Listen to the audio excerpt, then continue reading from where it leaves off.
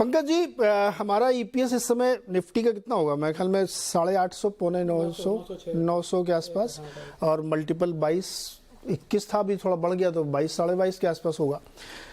क्या इतना महंगा हो गया बाजार? नंबर एक। और नंबर दो, चूंकि अब आईटी जिक्र में आ ही गया तो हम उसको ही ले लेते हैं। इसमें जो भी नतीजे आए हैं उसमें मिड कैप ने उन्हीं बाजारों में बहुत अच्छा प्रदर्शन किया, बड़े वालों को ज्यादा दिक्कत हुई। आपको क्या लगता है कि मार्केट के लिए अभी शॉकर बाकी है क्या? पंकज जी। नीरज जी, हाँ नीरज जी, जो अभी आप बात कर रहे थे या हमारे जो भी कलीग्स बात कर रहे थे, मैं 2-3 पॉइंट्स पे टिप्पणी करना चाहूंगा। एक तो जो आप ये कह रहे थे कि क्या हमारी मार्केट यूएस मार्केट से डीकपल हो गई है, क्या हमारी मार्केट का यूएस मार्केट से टेम्पररी डाइवोर्स हो गया। I don't agree with that. I think इस तरह की बातें अगर हम पिछले 10-15 साल में बात करें तो कम से कम 7-8 बार डाइवोर्स हो चुका और 7 बार दोबारा कपलिंग हो चुकी है। I think that is not the broader trend. हमारी मार्केट्स का definitely on a larger base जरूर एक जो मदर मार्केट है यूएस मार्केट का असर थोड़ा आगे पीछे लैग के साथ होता रहता है, बट जरूर असर रहता है। We can not ignore that market. तो फर्स्ट पॉइंट इज दैट।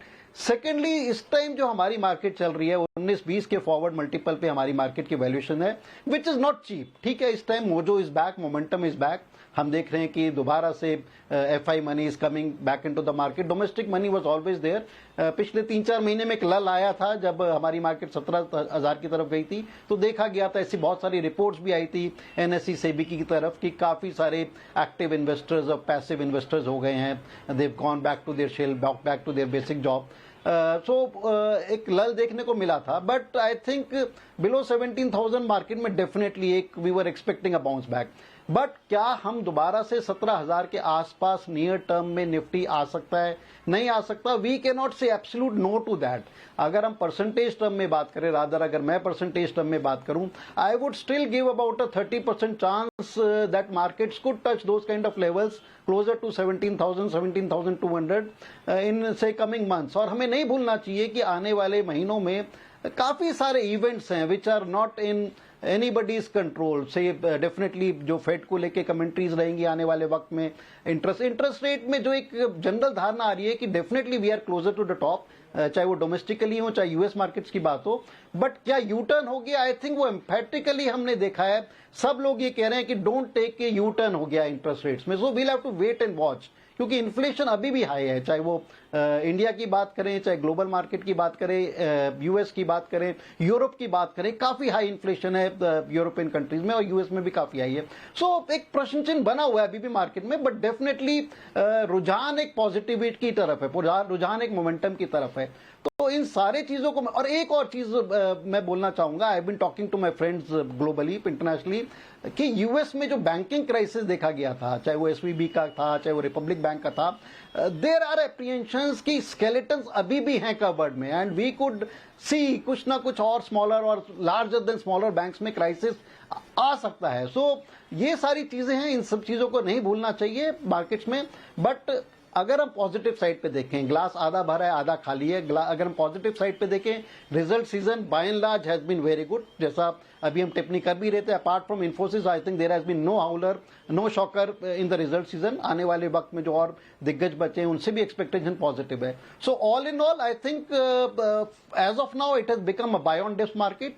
शायद 17,000 के आसपास मार्केट ने एक शॉर्ट टर्म बॉटम सर्च कर लिया है, बट क्या वो बॉटम आने वाले वक्त में 2-3 महीनों में मार्केट दोबारा सर्च कर सकती है, नहीं सर्च कर सकती है, उस पे एक प्रश्न चिन्ह है। आई would still give a 30% chance कि मार्केट उस लेवल्स के आसपास शायद आ सकती है अगर मार्केट में कुछ। दो पॉइंट है, देखिए इसमें पॉलिटिकली भी आने वाले वक्त में।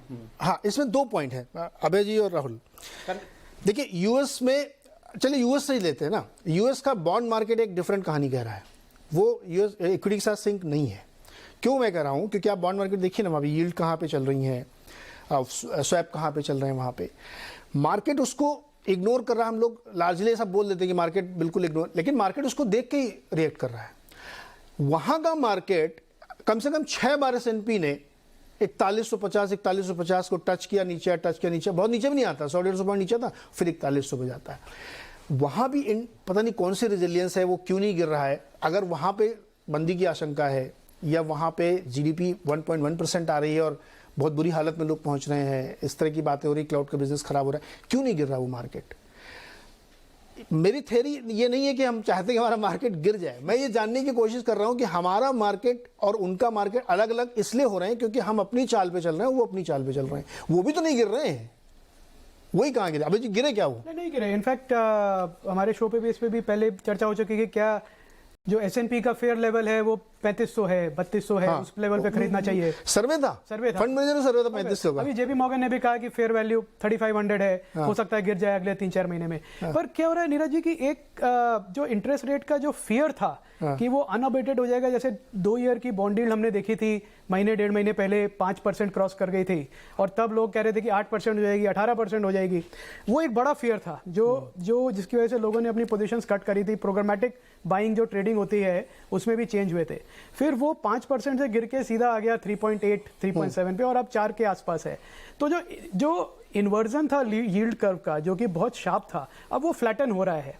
तो लोगों को ये लग रहा है कि रिसेशन जो है वो माइल्ड रिसेशन होगा, शायद फेड मैनेज कर लेगा, तकलीफ ज़्यादा लंबी नहीं होगी। और इक्विटी मार्केट में हमने हमेशा देखा नीरज जी कि कोई वेट नहीं करता सर्टेनिटी इमर्ज करने के लिए, कोई वेट नहीं करता कि जब परफेक्ट डेटा आएगा तभी मैं इन्वेस्ट करूंगा। क्योंकि जो फंड मैनेजर्स हैं ट्रिलियंस ऑफ डॉलर्स लेके बैठे हैं, उनको बेट्स लेनी है, उनको रिस्क लेना है। तो अगर उनको जहां पे भी अच्छी कमेंट्री दिख रही है, जैसे आप बड़े स्टॉक्स की बात करी, पर इंटेल की मैं कमेंट्री कल देख रहा था, और इंटेल एक टॉर्च बेरर है सेमीकंडक्टर इंडस्ट्री का, और इंटेल की कमेंट्री थी कि अब वो एक्सपेक्ट कर रहे हैं कि फाइनली पीसी सेल्स जो है अगले क्वार्टर से पिकअप होने लगेंगी, और जो काफी साल से डाउन थे। और अगर ऐसा होगा तो पूरा सेमीकंडक्टर स्पेस है उसको एक बेनिफिट मिलेगा, और ग्लोबल आईटी हायरिंग जो है वो भी इंप्रूव होगी। तो आई थिंक इन कंपनीज की जो ग्लोबल लीडर्स हैं, आप उसकी कमेंट्री भी देखिए तो वो खराब नहीं है। वो ये नहीं कह रहे कि अब फ्यूचर इज अनसर्टेन, हमें नहीं मालूम बिजनेस तो बंद हो जाएगा। अभी जी बहुत इंटरेस्टिंग बात, ब्लैक रॉक जो दुनिया का सबसे बड़ा फंड मैनेजर है, हाँ। उसका जो हेड ऑफ फिक्स इनकम वाला वो कुछ और कहता है, वो कहता है 6% में जाके टर्मिनल होगा।